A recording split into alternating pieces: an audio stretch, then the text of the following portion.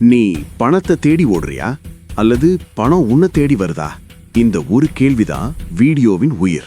நண்பர்களே, இந்த வீடியோவை நீங்க சும்மா என்டர்டெயின்மெண்ட்டுக்காக பார்க்கல.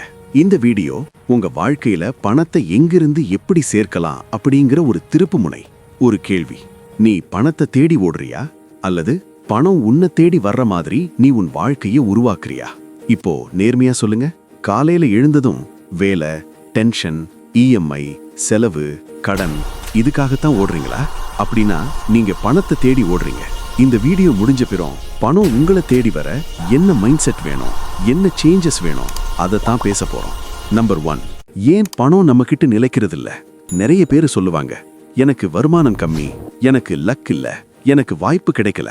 ஆனா உண்மை அது இல்ல. பணம் நம்ம கிட்ட நிலைக்காததுக்கு முக்கிய காரணம் நம்ம மைண்ட் செட். பணம் எப்படி நினைக்கிறீங்க? பணம் வந்தா உடனே செலவு, பணம் வந்தா காட்டணும், பணம் வந்தா ஸ்டேட்டஸ். அதனாலதான் பணம் வந்த வேகத்துல போன வேகத்துல போயிடுது. ஒரு உண்மை: பணத்தை மதிக்காதவனை பணம் மதிக்காது. நம்பர் 2, பணத்தை கையாளுவது எப்படி?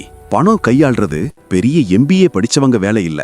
சாதாரண மனிதனுக்கும் இது கற்றுக்கொள்ளக்கூடிய விஷயம்.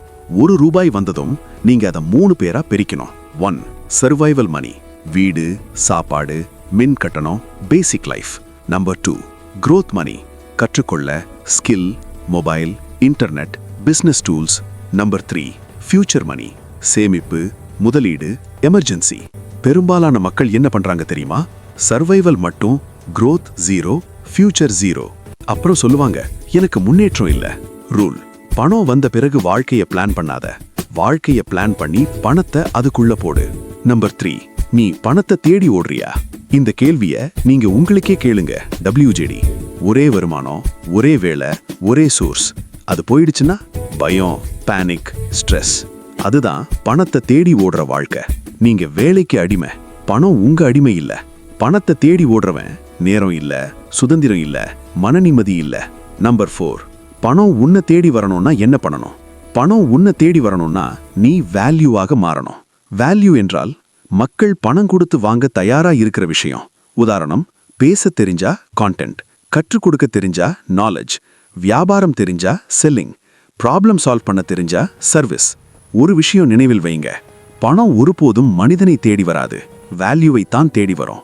வேல்யூ இருந்தா பணம் பின்னாடி வரும், ஆப்பர்ச்சுனிட்டி பின்னாடி வரும், ரெஸ்பெக்ட் கூட வரும். நம்பர் 5, பணம் உருவாக்கும் மனிதன் எப்படி இருப்பான்?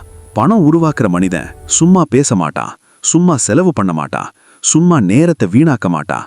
அவன் என்ன பண்ணுவான்? தினமும் கத்துக்குவான், இன்கம் சோர்ஸ் அதிகப்படுத்துவான், செலவை கண்ட்ரோல் பண்ணுவான், ஈகோவை கண்ட்ரோல் பண்ணுவான்.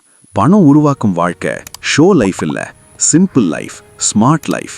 ஃபைனல் மோட்டிவேஷன்: நண்பர்களே, பணம் ஒரு எதிரி இல்ல, பணம் ஒரு ஆசையும் இல்ல. அது ஒரு டூல், அது ஒரு பவர்.